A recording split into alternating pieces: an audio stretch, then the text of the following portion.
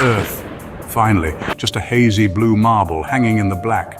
We were coming home, end of a long, dirty mission to Bennu. Just another rock, they said, more dust, more samples, but we found something else out there, something wrong. It wasn't on the manifest, wasn't in the mission parameters, it was just there, waiting. I knew it the moment our drills hit that pocket. A chill deeper than space. The sample. Thorn, our scientist, called it that. He was giddy like a kid with a new dangerous toy. It was locked away, triple sealed, supposedly. But I felt it, even through layers of metal and shielding, a cold dread. Captain Ava Rostova called it a breakthrough, I called it trouble. The crew was antsy. Lena, our medic, tried to keep spirits up. Sparks, our engineer, just wanted his bonus. None of them saw the shadow looming. Re-entry. The Icarus shook like a washing machine full of rocks. Fire licked the viewport, standard procedure, but it felt different this time, like hell itself was trying to reclaim us. Down in the cargo hold, the black gunk in that fancy box seemed to pulse. I swear I saw the lid bulge, or maybe I just imagined it. Didn't matter, we brought it home. We brought the nightmare with us. Decontamination, hours of it, sprays, vacuums, UV lights, felt pointless. The real filth wasn't on our suits, it was already inside the station, with us, in that damn lead-lined box. Thorn labeled it Specimen 7. It hummed. You could feel it through the deck plates, a low, resonant thrum. Thorn loved it. Said it was a sign of unique energy signatures. I thought it sounded like a death rattle. First proper look, in the biolab, level 4. Thorn handled it like the Holy Grail, suited up, face flushed behind his visor. The substance it was black, not just black. It swallowed light. Like a hole in reality, viscous, oily, thicker than crude oil.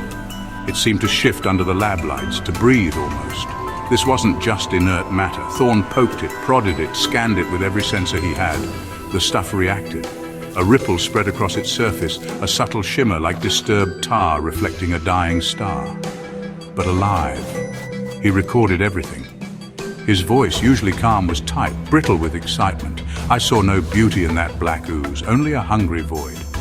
Lena looked worried, watching from the observation window.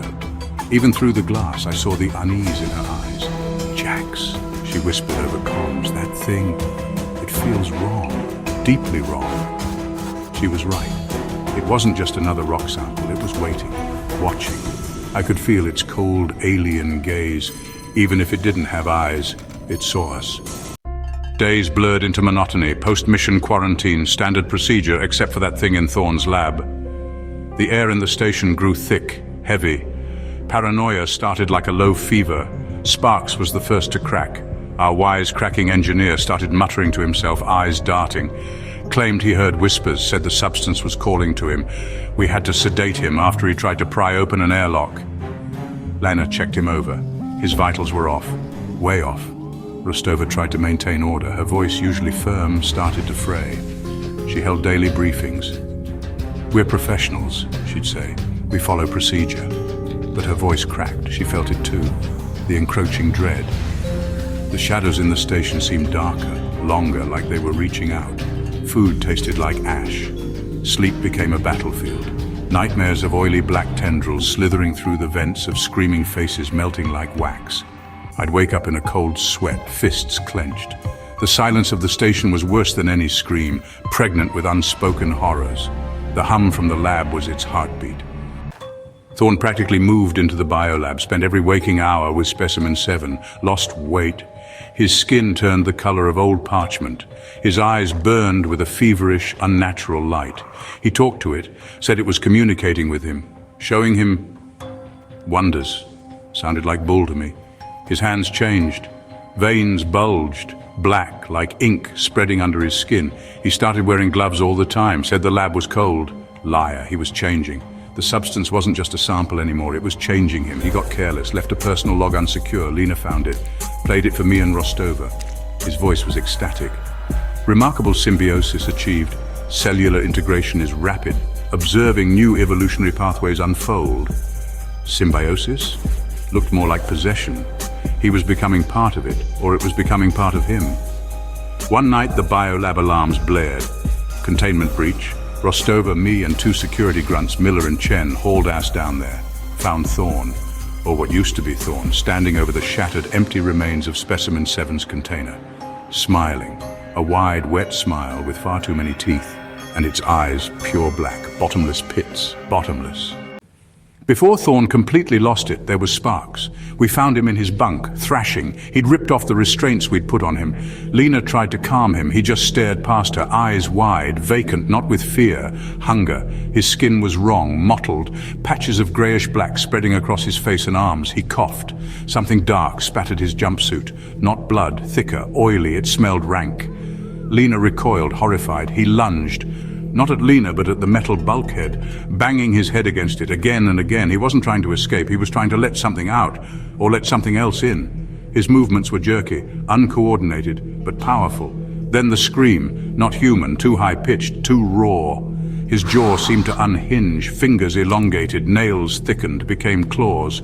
He wasn't Sparks anymore, he was a vessel, a puppet made of twitching meat, animated by that black ooze from the asteroid. He was the first, but not the last. The Thorn thing moved with horrifying, unnatural speed, just a blur in the cramped lab. Miller, one of the security guys, went down first. A wet tearing sound, blood sprayed across the walls.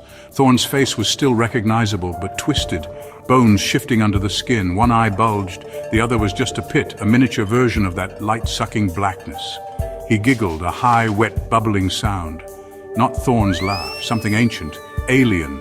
Rostova yelled orders, "Contain it! Subdue him!" Useless words. Chen fumbled with his stunner, too slow.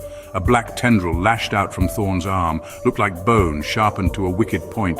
It pierced Chen's chest, pinned him to the wall. He died. I grabbed an emergency fire axe, heavy, cold steel, comforting in a brutal way. The Thorn thing turned, its gaze locked on me. That awful, knowing smile spread wider. This was it. No more science, no more procedure, just raw, bloody survival. The air in the lab filled with the coppery tang of blood and that faint, sweet, oily stench of the asteroid. It was getting stronger.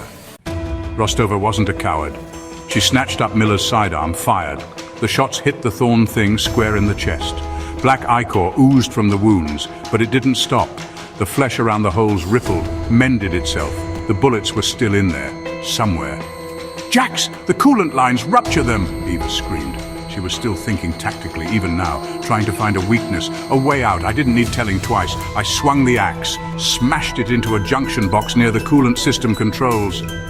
Sparks flew, warning lights flashed, klaxons blared. The Thorn thing hissed, recoiled from the arcing electricity, a small mercy. But it was still coming, relentless. Its focus shifted between me and Rostova. Eva bought me precious seconds. She stood her ground, firing methodically, each shot a small act of defiance, until a mutated limb, impossibly long and sharp, slammed into her side, lifted her off her feet, her scream cut short. Her eyes met mine for a fraction of a second, then nothing. Order died with her. Chaos reigned. Lena, I found her in the med bay, or what was left of her. She was huddled in a corner, changed. Not violent like Thorn, not thrashing like Sparks, just dissolving. Her skin was almost translucent. Veins pulsed visibly with that same black, oily fluid. She whimpered when she saw me. My name, a faint, gurgling echo of the woman she used to be. I couldn't end her suffering. My hand hovered over my sidearm, but I couldn't draw it. She reached out, a hand more black ooze than flesh. I backed away. The smell in the med bay was overwhelming. Rot and ozone, and that oily, sweet stench. The station wasn't a research facility anymore. It was a tomb, and the dead were walking.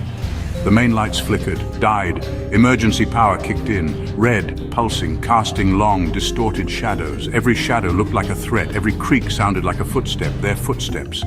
I was being hunted. The last piece of untainted meat in a slaughterhouse run by alien butchers. Claustrophobia pressed in. The walls felt like they were closing. The whispers were louder now, not just in my head. I could hear them in the air, faint, sibilant, coming from the vents, from the dark corners. The substance was aware. It was amused. It wanted me to break, to give in, to join them. I gripped the fire axe tighter. Not yet, not while I still breathed. Cornered in the main engine room, the air thrummed with the dying pulse of the station's heart. The Thorn thing, and something that might have been Sparks, covered in that shimmering black slime, moved with grotesque, jerky grace. No longer human, just hunger and a cold alien malice. I fought, like a cornered animal. The fire axe swung, again and again, bone crunched, black ichor sprayed. It burned where it touched my skin. They kept coming, relentless, fueled by that alien filth. An idea, desperate, suicidal. Overload the primary coolant system, trigger a flash freeze, might kill me too. Didn't care, anything to stop them, to cleanse this place. I reached the coolant control console, smashed the casing with the axe, slammed my fist on the emergency purge overrides. Alarms shrieked, pipes groaned, ice crystals formed.